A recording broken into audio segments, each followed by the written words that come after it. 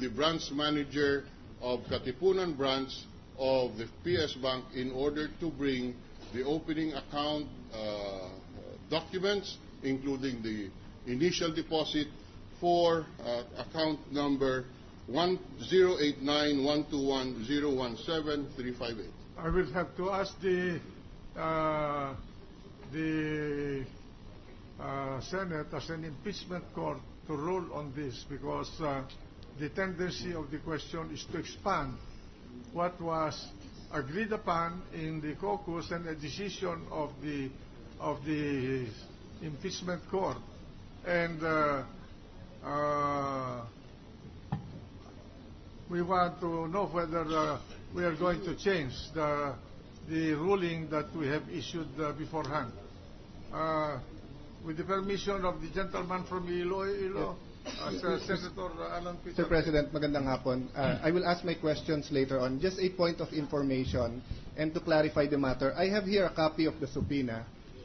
May I ask the lawyer of the witness to also hand him a copy of the subpoena? Mr. President, can I read the last part of the first paragraph? It says, and to bring with you the original and certified copies of the opening documents for the following bank accounts. Then there's a list of bank accounts, and then in the name of Renato C. Corona, and bank statements showing year-end balances for said accounts as of December 31, 2007, 2008, 2009, and December 31. Therefore, opening documents were included in our subpoena.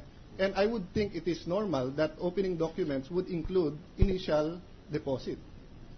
So it is included, in fact, in our subpoena. At dapat naman po, huwag tayong magtago dito. Huwag natin gamitin yung sinasabing hindi kasama sa subpoena yan, hindi namin sasabihin yan. Ito po ang hinahanap nating katotohanan.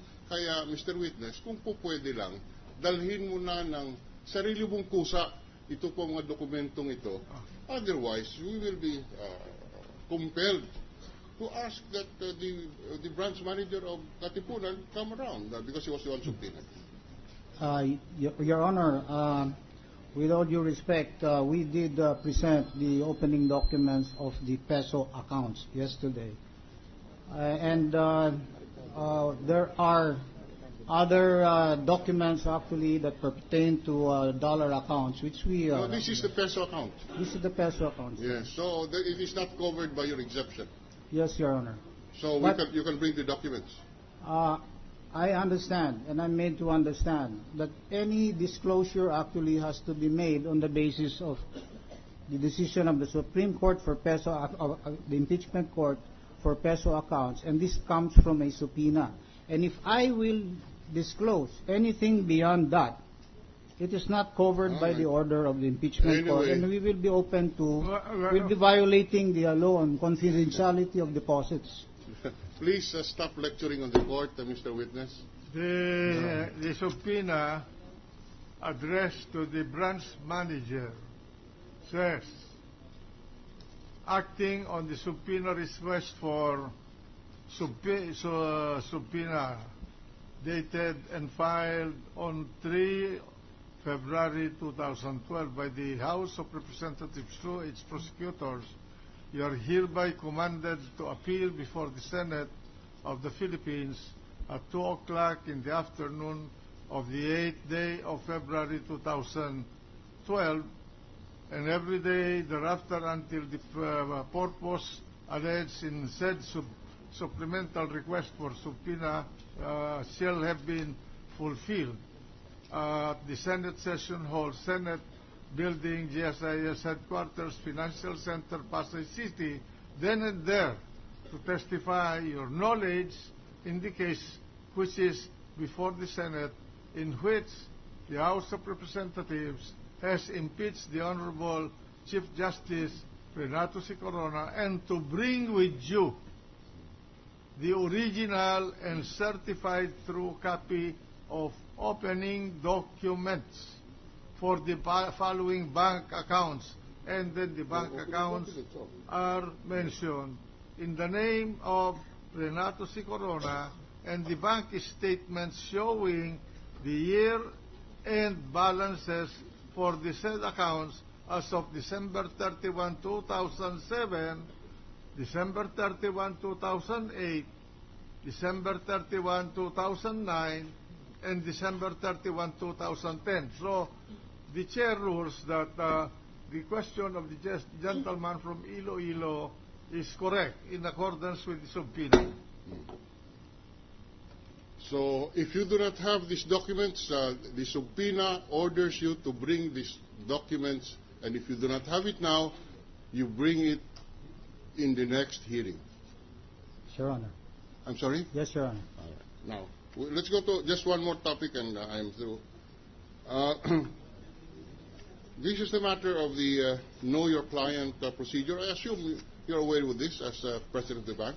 Yes, Your Honor. The KYC. Yes, Your Honor. And of course, being a big bank, you adhere to this. Yes, Your Honor. And you ensure that the client is properly identified. Yes, Your Honor. And the client here is Renato C. Corona. Yes, Your Honor. You establish on record in these accounts that you have presented here that the true identity of the client based on official documents is Renato Corona. Yes, Your Honor. Did you determine his trade or economic justification? Yes, Your Honor. And what was it? The justification for the account opening as First, income. what was his trade? Trade, Your Honor. Yeah. He was a justice of the Supreme Court. And economic justification, just one minute, sir. What was his justification for opening the account? I believe it was income and investments. Sorry? Income and investments. Income and investments. That was the source of the... All right. Now, you mentioned that there were dollar accounts. Did you ask him where the dollars came from?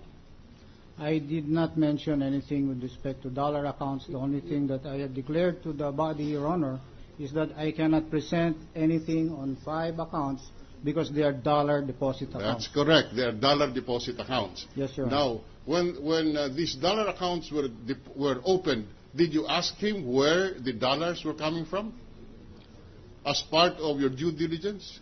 I cannot disclose, Your Honor, with due respect, anything with respect to dollar accounts because they are covered by an FCDU law.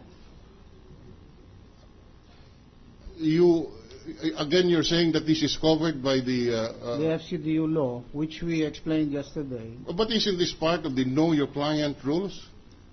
For all accounts, we have Know Your Client. That's correct. And a part of the Know Your Client rule is that you ask what is his trade, his occupation, the source of the amount being deposited. And in this particular case, did you ask him where the dollars were coming from? We did not present anything on the dollar accounts. You mentioned. I'm not saying that you presented. You did mention that dollar accounts were existing, and no, that is Your why. Honor. No, you said that these numbers correspond to dollar accounts. Yes, Your Honor. So I'm asking you now, when you opened these dollar accounts, did you ask him where the dollars were coming from? Your Honor, What do you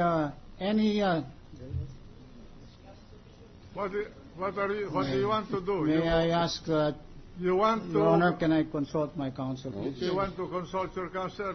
Go ahead. Go ahead.